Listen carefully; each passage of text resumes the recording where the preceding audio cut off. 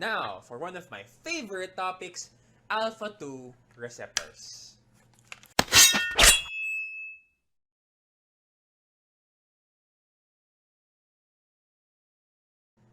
Alpha-2 receptors, whenever they're taught, very, very straightforward. You have a list of, you have a table, right? Alpha-1, alpha-2, beta-1, beta-2, beta-3, and you have their functions there, A and S. Fine. But what they don't tell you is these receptors can also be, number one, found in the CNS. And that, well, your beloved ANS drugs, as long as they can cross the blood-brain barrier, they can be used in CNS. Off the top of my head, prazosin, clonidine, donepezil, methylphenidate, all of these discussed in ANS, but I would argue, like, many of these, not all, many of these are better called CNS drugs. Clonidine is one of the surprise arguments I'm going to make. In this essay, I will argue that clonidine is a CNS drug and not an ANS drug. And you will better understand this if you better understand the alpha-2 receptor. They have been hiding something from you. So I mentioned that these ANS receptors can exist in both the CNS and ANS, right? Right? What if I told you that the alpha-2 receptor, I kind of mentioned this earlier, but alpha-2 receptor is not just one, but it has 3 subtypes. So you have alpha-2A, alpha-2B, alpha-2C. 3 receptor subtypes that can all be found in the CNS, that can all be found in the ANS. And depending on where they're found, they have different functions. Meaning, in truth, your alpha-2 receptor has 6 different sets of functions depending on where it is, ANS or CNS, and depending on the subtype alpha-2A, 2B, 2C. And while this may be more complex, if you're willing to invest the time, or if you have the time to invest to learn this, it will make understanding both their mechanism and their side effects a lot less difficult, because then you can connect the MOA to the side effects. The connection becomes a lot clearer, really. So clonidine, actually, in truth, it has 7 mechanisms. Alpha-2A, 2B, 2C agonist in the ANS and CNS, so that's 6 already. And then you have that 7th receptor, the imidazoline receptor, so it also binds to that. And now I will explain its mechanism alongside the indication, so they will make more sense. Firstly, hypertension. I think this is clonidine's only claim to being an ANS drug, but in truth, clonidine does a horrible job at being an antihypertensive. First of all, we have so many better alternatives for hypertension. ACE inhibitors, ARBs, calcium channel blockers, thiazide diuretics, and depending if there are comorbidities, you would have other cardiovascular drugs as well. And given clonidine's baggage, really, and given that the other alternatives just do a great job at reducing not just blood pressure, but also major cardiovascular events, or MACE, why bother with clonidine? Because remember, in hypertension, it's not the blood pressure you're afraid of. Hypertension, you measure it by blood pressure. But what is it that we are truly afraid of? It's not the blood pressure. It's the damage that blood pressure will do to your organs. You are afraid of end organ damage. Okay, so you want to make sure your drug not just reduces blood pressure, but also prevents end organ damage. And our alternatives have already proven that, plus have a better safety profile and tolerability profile to boot. And in terms of price, similar, if not cheaper, some of them, to clonidine. So why bother with clonidine for hypertension? But in any case, because it's still being regularly used, even though no reasonable institutions would recommend clonidine right off the bat for hypertension, fine, let's talk about it for hypertension. Ugh. I feel like I want to hurl. Anyway, so firstly, you might have heard that clonidine works in 2 phases, right? The first phase, the blood pressure may go up a bit. Already minus points there for clonidine. And the second phase is when the blood pressure goes down. How does that work from a MOA perspective? Well, the first part of the MOA, you want to look at the imidazoline 1. receptors. Imidazoline 1 receptors, when clonidine binds to that apparently leads to a downstream release of norepinephrine. So it can really lead to a release of neurotransmitters like norepinephrine, and that increased norepinephrine will then bind to alpha 2B receptors in the ANS. And apparently, the ones in the ANS are responsible for vasoconstriction. So vasoconstriction, increase in blood pressure. It's the initial part. But those increased neurotransmitters from the imidazoline 1 receptor, they may also bind to alpha 2A and 2C. There you go. Alpha 2A and 2C receptors. And those alpha 2A and 2C receptors, they are presynaptic. They are brakes. Preno. Right? You will also hear this brought up in the so-called antipsychotics and antidepressants videos. So think of it like brakes. When you hit the brakes, the car won't move. In this case, if you hit the brakes, neurotransmitters will not be released. So, norepinephrine hitting alpha 2A and 2C receptors in the ANS, hitting the brakes. Neurotransmitters will not be released. Meaning, if there are no catecholamines released, there will be no catecholamines to bind not just to alpha 2B but also other noradrenergic receptors like alpha 1. So no catecholamines to bind to alpha 1 receptors, no vasoconstriction, net result, vasodilation, lowering of blood pressure. That's still such a convoluted way, but okay, fine. Absolutely. Right. Yun. So that's how you can explain the two-phase mechanism by connecting them to the receptor subtypes. But now we move on to the core of my argument. Clonidine as a CNS drug. So, I mentioned earlier, right, methylphenidate, atomoxetine, these drugs work, but they're just super pricey. And when you compare them to the cost of, say, clonidine is just so much better in terms of cost. While it does have a lot of baggage, I mean, if you can't really afford the med, then you won't be able to take it in the first place. Right? So, clonidine. Particularly, I mentioned tuning of alpha 2A receptors. Activate those, you can strengthen the signal, which is again great for ADHD. Unfortunately, you have to contend with all of these other receptors, but you know, again, you gotta pick your poison, right? It's an option. It's a second line option, at least. It's there. Okay, now, it's not just ADHD. So, this one is a more recent learning of mine. Apparently, clonidine is actually used in the field of addiction substance use, surprisingly, especially when it comes to withdrawal. One thing you need to know about addiction is not everyone who uses substances becomes addicted. Only a minority of people who use substances actually do get addicted. I mean, just look at the number of people using alcohol. How many percent of those people are addicted? So you can kind of get an idea, right? A very rough, crude idea. So, similarly with all other substances, not everyone who uses will get addicted. But among those who do get addicted, you can look at it in three phases. You have the craving, binging, withdrawal cycle.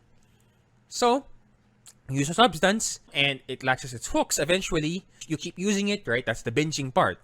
Eventually, you may keep using it to the point na even if there is no alcohol in sight, there are no cigarettes in sight, you are still actively looking for it. That's how addiction and dependence are different. Addiction, there's that psychological craving.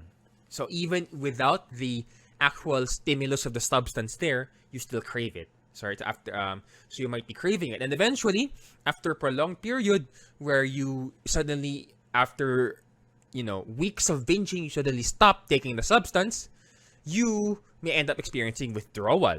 That's a different thing from the craving. That is, you suddenly stop, your brain receptors haven't had time to readjust, and so you experience a very unpleasant sensation. In the case of opioids particularly, and perhaps there might be something in nicotine, but we see it a lot in opioids. In opioid withdrawal, one thing that happens is the extended amygdala, that's a part of your brain, releases a storm of norepinephrine. That's just so much norepinephrine flowing, and it just binds to all of the noradrenergic receptors in the ANS, CNS, and that leads to symptoms like tachycardia, sweating, the classic symptoms of opioid withdrawal. And one thing clonidine can do is kind of attenuate that withdrawal. How does it do that? First of all, the brakes. Right? Remember, clonidine can hit the brakes, the presynaptic alpha 2A and 2C receptors in the ANS. You give clonidine, you hit the brakes, okay, norepinephrine kind of chill tayo. Okay. So the withdrawal symptoms can be attenuated through that. And there is even a signal, a possible emerging data that clonidine may even be helpful with the reducing frequency of use. So not just the withdrawal phase, but perhaps even reducing the binging part of addiction. Possibly, so this is just speculation, possibly through the alpha-2A receptor, because this is not just related to inattention, but also impulsivity. Impulsivity can play a role in substance use and addiction also. One thing indication I did not note here, you might have noticed that alpha-2A and 2C receptors in the spinal cord have a role in pain relief analgesia. You might see clonidine in some anesthesia textbooks and even used in practice as an adjuvant. In anesthetics, I do not know enough about anesthesia to comment on that. But, its cousin, dexmedetomidine, is frequently used actually. So, no surprise if clonidine will pop up because, it binds to alpha-2A and 2C receptors in the spinal cord. Pain relief. It's one non-opioid option among the cocktails that are available. So, again, it's there. Now, side effects. Side effects might seem weird, like sedation, dry mouth, what are the connections? But if you understand how the receptor subtypes work, it's a lot easier to connect the dots. So sedation, straightforward. Alpha-2B, alpha-2C receptors in the brain can lead to sedation. And in fact, alpha-2C receptors can also directly cause hypotensive effects. This is maybe also one mechanism. The clonidine can reduce blood pressure directly through the CNS, reducing sympathetic outflow through the CNS alpha-2C receptors. But as a side effect, it can also cause orthostatic hypotension. So alpha-2B, 2C receptors in the brain for these two side effects. What about dry mouth? Dry mouth is a bit more complicated to explain. We're going to go on a bit of a but if you're willing to bear with this, it'll be a bit more clear that way. Remember, I said alpha-2A and alpha-2C receptors in the ANS, they are brakes, preno. So clonidine binds to them, reduced release of neurotransmitters. And what happens? There is a reduction of neurotransmitters to bind to, say, the alpha-1 receptor, right? And that means if there is no neurotransmitter binding to the alpha-1 receptor, that leads to vasodilation. Vasodilation does not only affect blood pressure, specifically it affects blood flow. Blood flow to the salivary glands. The salivary glands. If there is a reduced blood flow to the salivary glands, saliva secretion can be impaired. That is one hypothetical mechanism that dry mouth can come about. Another is a bit more direct through the CNS. So, activating alpha-2C receptors in the CNS can lead to a decrease in blood flow directly to the salivary glands, and again, reduction in saliva secretion. So, there are potentially, these are both indirect mechanisms, but one is through the ANS, one is through the CNS, right? So, no surprise when you get to the so-called antipsychotics, one possible mechanism for hypersalivation is alpha-2 antagonism naman. Yun. Okay, so just to clear it up. Now, the one of the main reasons why we absolutely dislike clonidine used in hypertension, why it's just really not worth it. Because like, compared to ADHD, you have just so few options, right? For substance use addiction, you have so few options. So clonidine is like one option at very least among like, 3, 4? And for hypertension, you have so many. I can't even count them with my hands anymore, right? So that's why among the sea of options in hypertension, clonidine is not worth it. ADHD substance use, at least you have an option, at least kumbaga. So why is it not worth it exactly? Normally, when clonidine is working, right? It's binding to all of these alpha-2 receptors. Okay. But over a prolonged period of time of activation, your body is like, wait, that's a bit too much activation. Can we slow it down a bit? So the body tries to maintain homeostasis by downregulating. There we go. Let's downregulate the receptors. That's what happens with prolonged binding with an agonist. For some receptors, you can experience downregulation. The opposite might happen with an antagonist. You can experience upregulation with prolonged binding. But in this case, since clonidine is an agonist, prolonged binding activation may lead to downregulation. So now you have less alpha receptors. So clonidine is binding to less alpha receptors now. Okay.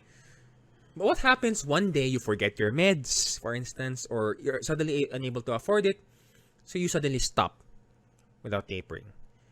What happens, right? What else is left in your body that can bind to these alpha-2 receptors? Well, the endogenous agonist, right? Norepinephrine. So it will produce the same effects. Yes, unfortunately, you left your body, after prolonged use of clonidine, you left your body with so few receptors because they have been downregulated. So while norepinephrine can bind to your alpha-2 receptors, the effects are now much less. Meaning, when you talk about alpha-2A and alpha-2C presynaptic receptors, there are much less of those receptors. So, meaning there are less breaks. If there are less breaks, even if norepinephrine tries to bind to them, because there are less breaks, neurotransmitter release will be a bit stronger. Meaning neurotransmitters are free to release and bind to other adrenergic receptors like alpha-1. That means increase in vasodilation, increase in blood pressure. That's what we call rebound hypertension. The hypertension you get when you abruptly stop clonidine. And that's what happens on a receptor level.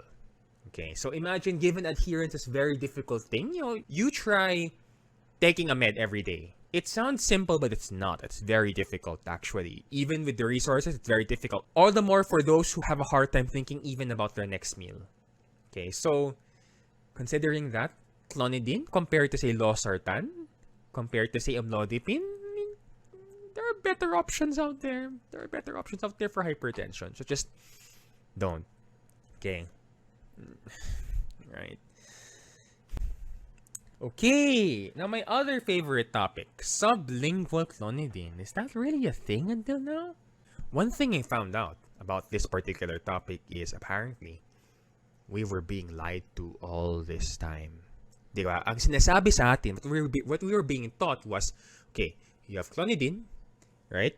You can put it under the tongue, and that can lead to a rapid decrease of blood pressure because the clonidine can theoretically be absorbed a lot faster.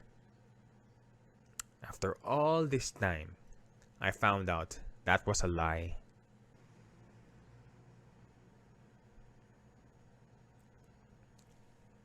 Clonidine is absorbed at the same rate whether you swallow it or whether you put it under the tongue.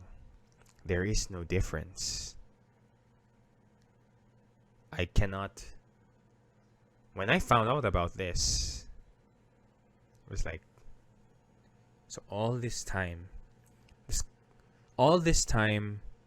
schools have been lying to us. There is no such thing as sublingual clonidine. You are being lied to. Just swallow the tablet. Just swallow it. There is absolutely no difference. So whatever perks you think clonidine may have had, it does not.